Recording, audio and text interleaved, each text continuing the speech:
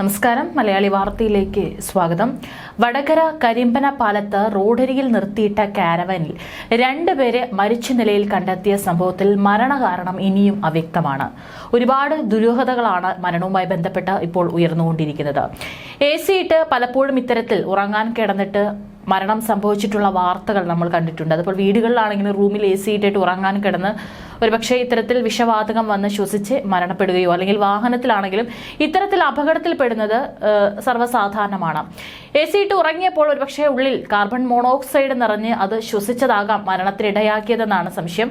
സംഭവത്തിൽ ദുരൂഹത നീങ്ങിയില്ല. AC-യിലെ ഗ്യാസ് ചോർച്ചയാകാൻ മരണകാരണമെന്നും പ്രാഥമിക നിഗമനമെങ്കിലും മരണത്തിൽ പോലീസ് അസ്വാഭാവികത സംശയിക്കുന്നുമുണ്ട്. ഫോറൻസിക് വിദഗ്ധർ, വിരലടയാള വിദഗ്ധർ, ഡോഗ് സ്ക്വാഡ് എന്നിവരെല്ലാം ചൊവ്വാഴ്ച വിശദമായ പരിശോധന നടത്തും.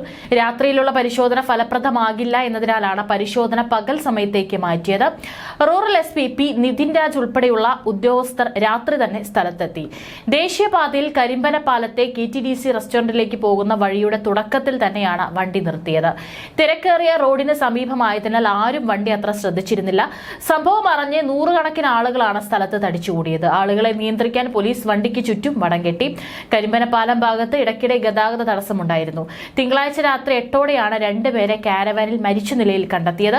വാഹനത്തിന്റെ ഡ്രൈവർ മലപ്പുറം വണ്ടൂർ വാണിയമ്പലം സ്വദേശി മനോജ്, കണ്ണൂർ പാറശ്ശേരി തട്ടുമ്മൽ ജോയൽ എന്നിവരാണ് മരിച്ചിരിക്കുന്നത്.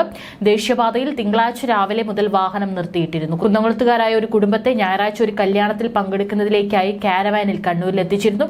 ശേഷം അന്ന് രാത്രി 11:30ഓടെ ജോയലും മനോജും കണ്ണൂരിൽ നിന്ന് തിരിക്കുകയും ചെയ്തു. 12:30ഓടെയാണ് കരിമ്പന പാലത്ത് റോഡരികിൽ വാഹനം നിർത്തിയിട്ടത്. തിങ്കളാഴ്ച ഉച്ചയോടെ വാഹനം മലപ്പുറത്ത് എത്തേണ്ടതായിരുന്നു. കാരവാൻ എത്താത്തതിനെ തുടർന്ന് കമ്പനി നടത്തിയ അന്വേഷണത്തിലാണ് കരിമ്പന പാലത്ത് നിർത്തിയിട്ടിരിക്കുന്നതായി GPS-ന്റെ സഹായത്തോടെ കണ്ടെത്തിയത്. പിന്നാലെ പ്രദേശവാസികളിൽ ഒരാളെ അറിയിക്കുകയായിരുന്നു. തുടർന്ന് നാട്ടുകാർ നടത്തിയ അന്വേഷണത്തിലാണ് രണ്ട് മൃതദേഹങ്ങൾ കണ്ടെത്തുന്നത്. കാരവാന്റെ പുറകിലായി പുതച്ച നിലയിലായിരുന്നു ജോയലിന്റെ മൃതദേഹം.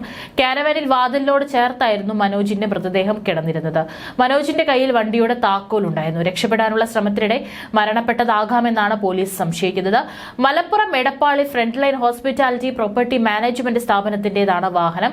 KL 54 P1060 വാഹനത്തിൽ എടപ്പാളിൽ നിന്നും വിവാഹ പാർട്ടിയെ ഞായറാഴ്ച വൈകിട്ട് 3:30ഓടെ കണ്ണൂരിൽ ഇറക്കി തിരിച്ചു വരികയായിരുന്നു. തിങ്കളാഴ്ച വൈകിട്ടോടെ മലപ്പുറത്ത് ഇവർ വാഹനവുമായി എത്തേണ്ടിയിരുന്നതാണ്.